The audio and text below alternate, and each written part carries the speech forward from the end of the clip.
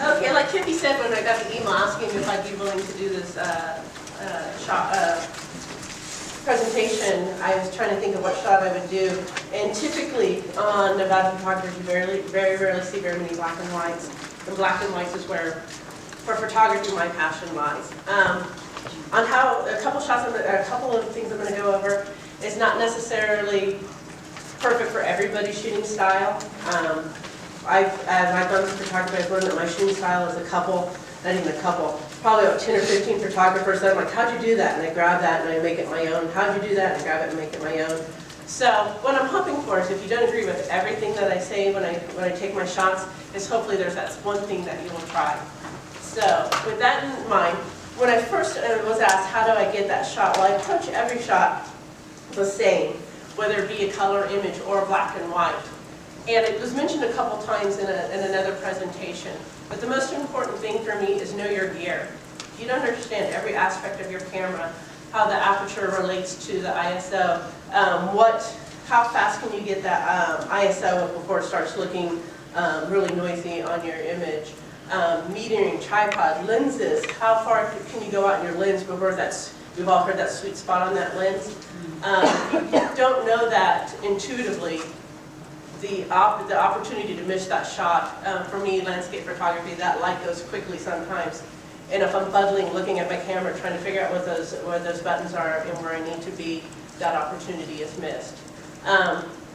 With the advances of cell phone photography and the amazing things our cameras can do even on automatic, if you want to shoot on automatic, that's awesome. But at that point, for me, it becomes the camera's vision and not your own.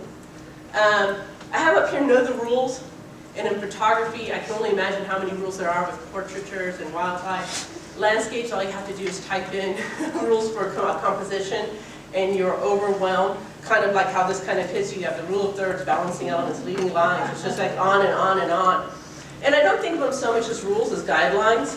When you ask someone to build a house, you don't walk up with the curtains looking to put the curtains up immediately. You need to build a foundation. And if you don't have those foundations, you don't know when you can break them. I am notoriously good at breaking the rule of thirds, and you'll see that here in a couple of my shots. But you understand the rule of thirds because it's pleasing to the eye, and all of these guidelines, as you kind of view, is because it's pleasing to your eye. The other thing is know your subject, and this is for any style of photography. So with landscape photography, you're thinking, well, what kind of subject would you necessarily know? And when I got into landscape photography, little did I know that I would become an expert in weather and sunrises and sunsets and when those times occur and the like. And like Neil has light painting apps on his phone, I probably have several different light apps on where I'm standing in what position the sun's going to be in and will I get that shot. So, after saying you should know your camera, you should know the technological aspects, and you should know the guidelines that give you a basis for your photography, I'm going to thoroughly confuse you with one of my favorite sayings from the master of black and white, Ansel Adams. There's nothing worse than a sharp image of a fuzzy concept. And how many times have you seen a technically sound image and it's boring? It's sharp as can be, everyththing's in focus, and in landscape photography, you often hear them referred to as Chamber of Commerce photos. They're the photos that you sell to the Chamber of Commerce to advertise that area, but it tells no story. There's a group of friends I like to go out shooting with, and if I don't take a picture, they're like, "What? No story?" I'm like, "There's no story." So image has to have a story for me. So basically, what that's saying for me is, and why I don't shoot on auto or programs is, don't let the camera tell the story for you. It's your vision. Go out and get it. And even, I'm shooting with a new lens right now, and it's blurry as all get out, but it has a story. So focus on that. Now, on to the good stuff with black and white photography. There's three things I really focus on. And if there's one tip I can walk away that I can give you if you're not comfortable with black and white or you don't know what's going to look good in black and white, with most DSLRs today and mirrorless, you can switch. You can shoot in RAW and in JPEG. And if you shoot in RAW and JPEG and you switch your camera over to the monochrome setting, the camera will give you its version of black and white. Because sometimes we live in such a technicolor world and everything's bright and we like those really autumn colors. Everybody's out shooting, so we like those golds and those reds and everything. It's hard to see what's going to look good in black and white. And if you don't develop that sense in that eye, I can look at an image and automatically know that's my black and white. And these guidelines will kind of help you. But if you can shoot in RAW and JPEG, that will help you as well, just to develop that sense. Regardless whether you shoot in color or black and white, you cannot forget the basics. Good composition, lighting, and exposure. And as a black and white photographer, one of the most frustrating things is when someone goes, it's an okay picture, I'll make it black and white. If your picture is an picture in color, it's going to be an picture in black and white. There's no getting around it. So you need good composition, good lighting, exposure. This is a pet peeve of mine, level your horizons. There is nothing more frustrating to see a technically beautiful image that tells a story and my head goes like my dog when I'm talking to her. It kind of tilts. So, after you have the basics down, for a great black and white, you want drama. How many of you get excited when you see an amazing sky out there? Big clouds, just building, and out the door with the camera in a heartbeat. Look for good drama. Look for clean blacks and clean whites. And this is a personal preference, and it comes from me being really old school in my black and white photography. I tend to, when I process, I don't do a lot of high key, where you have no blacks. But if you don't have clean blacks and clean whites, you just have shades of gray, and your image comes out looking a little flat. This came from Ansel Adams and Fred Archer in the 1930s, where you should have a black that is a true black with no detail and a white with true white with no detail.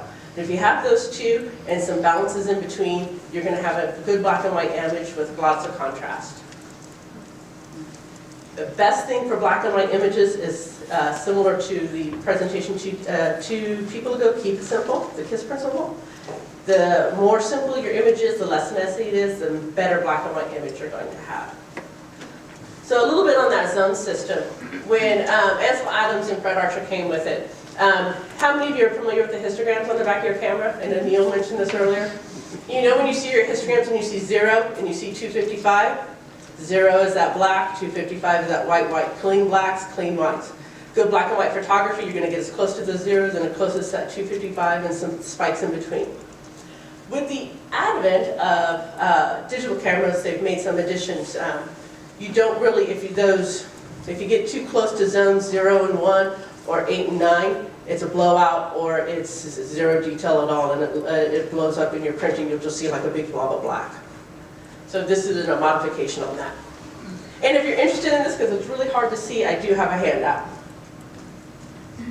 So, I have 3 black and white images just to show you the little bit of preview, and then my final one. This was taken in Dixie Valley. This is an example of symmetry, patterns, and again with the sky and drama. Clean whites, clean blacks.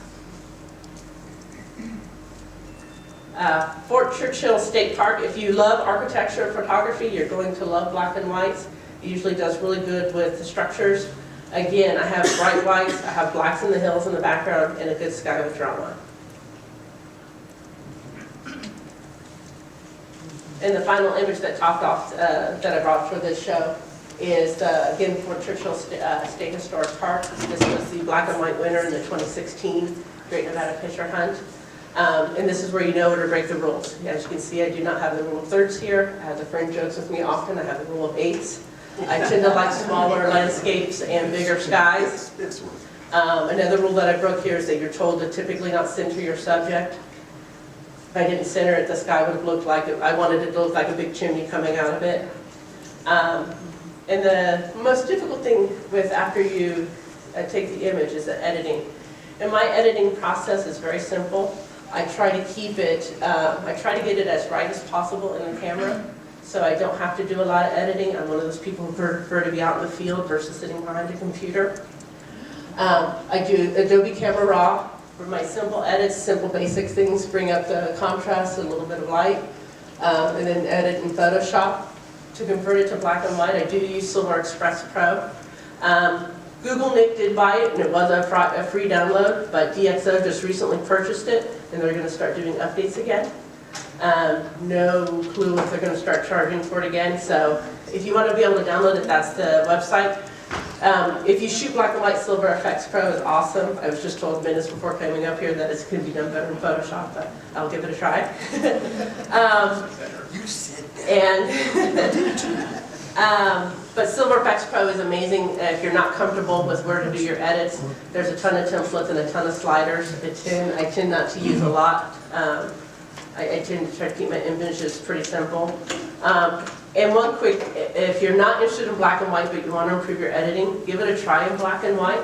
In black and white, you will see dust spots, banding, halos, and artifacts.